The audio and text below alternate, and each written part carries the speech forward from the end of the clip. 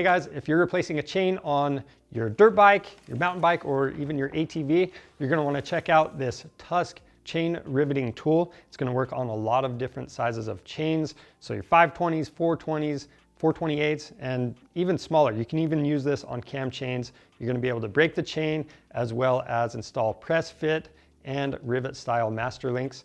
Now, really quick, I wanna cover what this tool comes with. So you've got the main body, you've got a handle, and then these different attachments allow you to either break the chain or press your master links together. So you've got 3 different sizes of press pins. You've got a backing plate and press plate for the master links, and then the riveting tool and some anvils. Now, if you have a bigger chain, maybe you have an adventure bike or street bike that has a 525 or 530 chain, you're gonna wanna check out the Tusk Heavy Duty Chain Riveting Tool. But for everyone else, this is gonna work great. And I've got a bike behind me that needs a new chain installed. So we're gonna show you how to use this tool on that bike. So I had that old rusty chain on here. I've already broken the master link and installed the new chain and sprockets. And now we just need to cut this new chain to length. And I've adjusted the axle where I have adjustability forward and back. That way, if I want to change the front sprocket size or rear sprocket size, I can do that.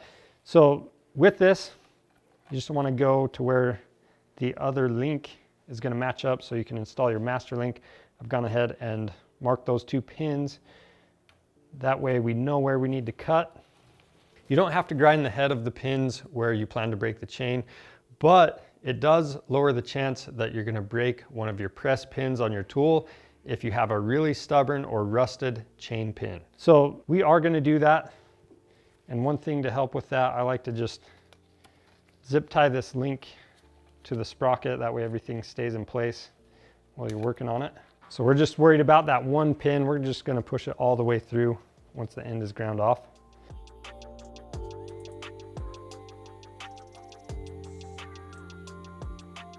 So we've got that ground flush. Now I'm going to set up the tool. I've got the handle. I'm going to screw into the body. And then this guide, that is going to be for your smallest pin. And we're actually using the biggest pin or push pin on this 520 chain. So I'm going to unthread that. And then this bolt, this is your alignment bolt on the outside. And then the inner one is your push bolt. You want to back that out all the way and remove it. I've got a spring. I'm going to set that down in here. And then I've got this push pin. So you want to make sure you are using the correct one. And how you do that is just match this up to one of the chain pins. Make sure that this is a smaller diameter than the pin itself. And you know, it might even be better to compare it to the master link because it's not going to be mushroomed on the end. So I'm going to set that down in there.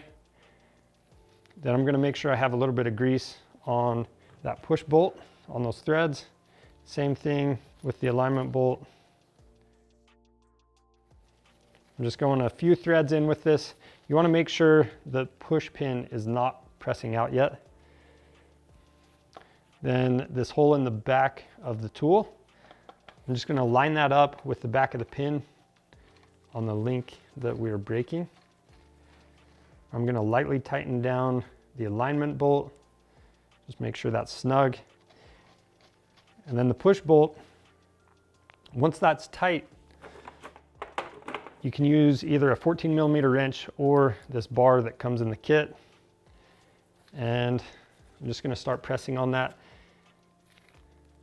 And if it seems like everything is not aligned, you can always back it off, realign everything, and try again.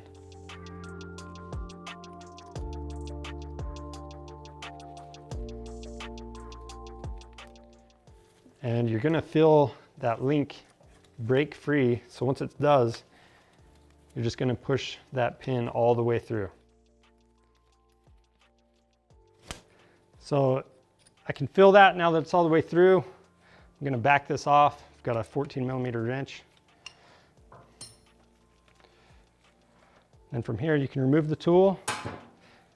These side plates should just slide up. We're going to remove the old O-rings or X-rings on this one. Use a zip tie, cut this off, and we're ready to attach the chain together.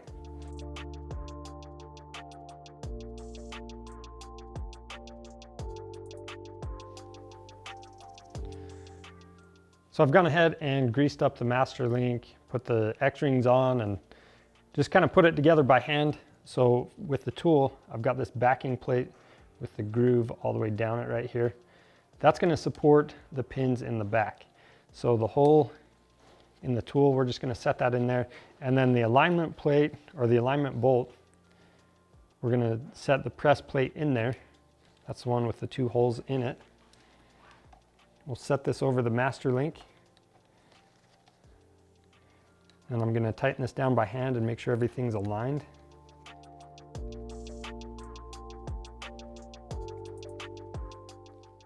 So right there, we're lined up over the pins. I'm going to start pressing this together, and I'm going to back it off and make sure the pins are lined up so I don't smash them on accident.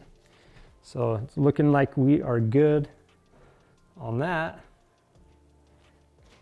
So now I just need to press the master link together until the groove in it is exposed. So you might have to back the tool off a couple times and check, or if you want to take a measurement or just eyeball the gaps on the O-rings, that's a good way to tell as well.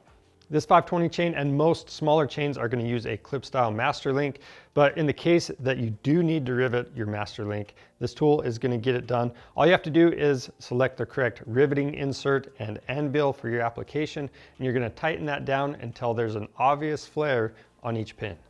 So I've got that so I can feel the master link clip sits in both grooves. So I'm going to go ahead and install it.